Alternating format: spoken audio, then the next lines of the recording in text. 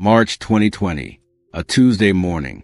You wake up, check your phone, and your retirement account has lost $47,000 in 9 days.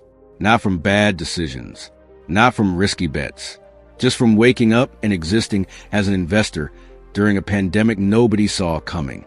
And the question that hits you, the one that keeps you staring at the ceiling at 2 a.m., is not, will it come back? The question is simpler, more unsettling, almost childlike in how obvious it is. Where did the money go? Because it didn't vanish into thin air. Money doesn't do that. Someone, somewhere must have it, right? Wrong. And that's the thing nobody tells you. Not your broker. Not the news anchor with the serious face and the red chart behind him. Not the financial advisor who calls you 3 days after the crash to tell you to stay calm and stay invested. The money didn't go anywhere. It was never really there. Let's rewind. Because to understand where the money goes, you first have to understand what stock market value actually is. And this is where most people's mental model completely falls apart. Say a company has 10 million shares. Each share is trading at $100. So the market cap, the so-called total value of the company, is $1 billion. Now tomorrow, the share price drops to $80. The market cap is now $800 million. $200 million gone. But here's the question. Who has that $200 million? Which person, which fund, which account is sitting on it right now? Nobody. It doesn't exist. That $200 million was never cash. It was never sitting in a vault somewhere. It was a number, a collective agreement between millions of buyers and sellers about what those shares were worth at that moment. The moment the agreement changed, the number changed. No transfer happened. No vault emptied. The value simply collapsed. Think of it like this. You own a beach house. Your neighbor sells their identical beach house for $900,000. So now, roughly, yours is worth $900,000 too. That's your net worth on paper. Then a storm hits. Your neighbor's house floods. Suddenly, nobody wants a beach house anymore. Your neighbor sells theirs in a panic for $400,000. Now yours is worth $400,000. Did you lose $500,000? In a real sense, yes. On paper, absolutely. Did anyone take that $500,000 from you? No. The market crash works exactly the same way. On a massive trillion-dollar scale, value is just consensus, and consensus is fragile. But wait, that's not the full story. Because while most of the law's value was never really money, some of it absolutely does move. And understanding where it moves tells you something much darker about how markets actually function.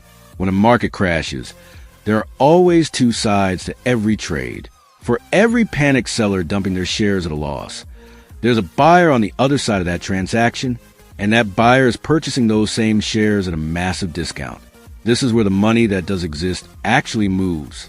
In 2008, while ordinary investors were panic selling mutual funds out of their 401ks, certain hedge funds were buying, quietly, aggressively, at prices that seemed unthinkably cheap in the moment and looked like absolute genius in hindsight.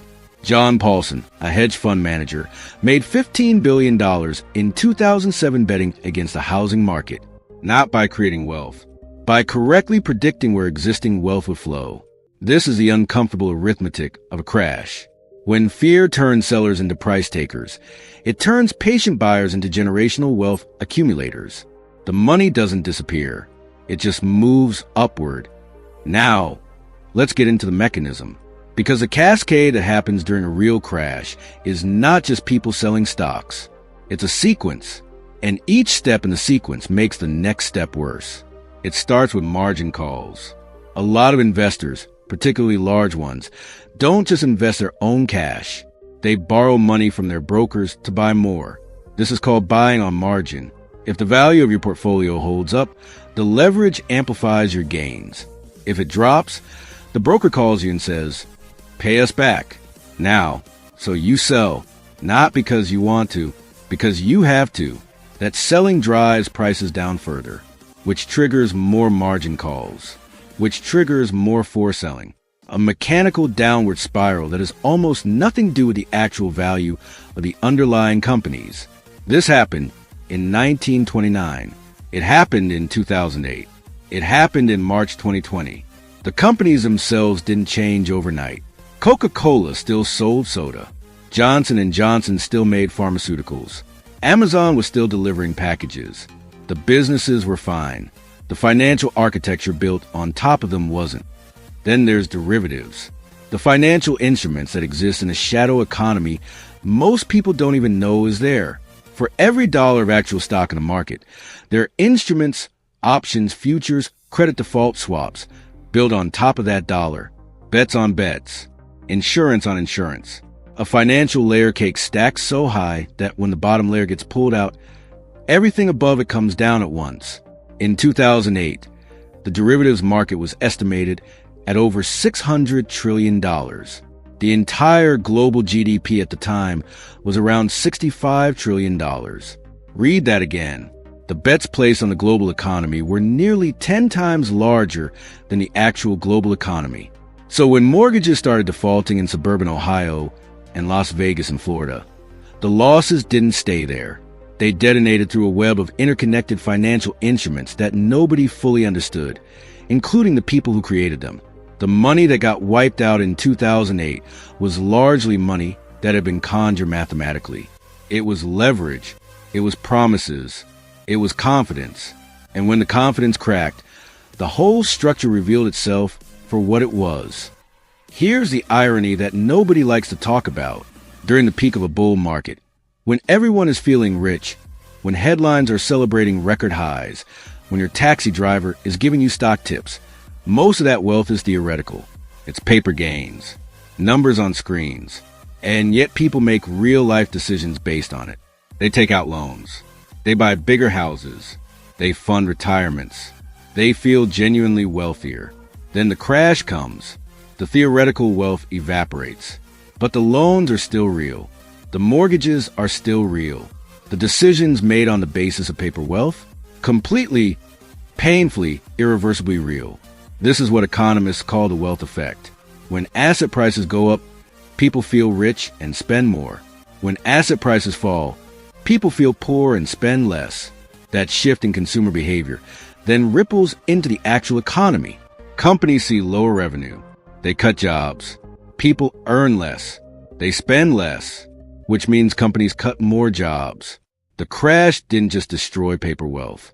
It destroyed real jobs, real businesses, real lives. The $10 trillion loss in the 2000 dot-com crash wasn't sitting in someone else's account, but the recession it triggered was absolutely real. The people who lost jobs in 2001 weren't losing theoretical jobs. They were losing actual incomes. This is the hidden mechanism. Paper loss is creating real-world damage, an abstraction becoming flesh. And the system knows this happens. The people running it know. The central banks, the regulators, the treasury officials, they know that when confidence collapses, real things break. That's why the Federal Reserve cuts interest rates during a crash. That's why governments pass stimulus packages. That's why central banks inject liquidity into the banking system. Not because the math works out, but because if they don't act fast enough, the fear becomes self-fulfilling, and a paper crisis becomes a real one. In 2008, the U.S. government authorized $700 billion in bailouts, not to give the money back to ordinary investors who lost their savings, to prevent the banking system from completely seizing up, to ensure that when you walked up to an ATM on a Thursday morning, there was actually cash in it. Most people don't realize how close 2008 came to complete systemic failure. Hank Paulson, the Treasury Secretary at the time, reportedly told Congress behind closed doors that without immediate action, they were looking to collapse the entire global financial system within days. Not weeks, days. The money that disappeared in that crash wasn't just numbers. It was a structural confidence that keeps the whole machine running. So where does the money go when the market crashes? Most of it was never real money to begin with. It was agreement, consensus, collective belief. Some of it moves from the fearful to the patient. From retail investors panic selling into their phones at 11 p.m. to institutions quietly buying at historic discounts while the world isn't watching. Some of it reveals itself as the pure leverage it always was, borrowed optimism. And it unwinds the same way it was built, fast, mechanical, and brutal.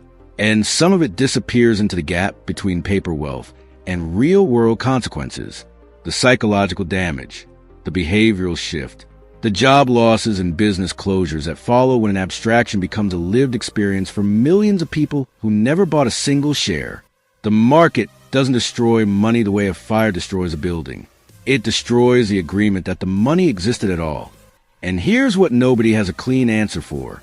The next time it happens, and it will happen, the derivatives market will be bigger, the leverage will be higher, the global financial system will be more interconnected than it has ever been in history. We have built the most sophisticated wealth-creating machine the world has ever seen, a machine that lifted billions out of poverty, that funded every major technological breakthrough of the last century, that turned savings into power plants and research labs and life-saving drugs. And woven into that same machine, quietly, almost invisibly, are the same structural fragilities that have caused every major crash since 1929. We know they're there. We've studied them, modeled them, regulated around them. And every decade or so, someone finds a new way to build on top of them anyway. The money doesn't go anywhere when the market crashes. But the question worth sitting with is simpler and harder than that. How much of what we believe we have right now, today, is a kind of wealth that vanishes the moment enough people stop agreeing it exists?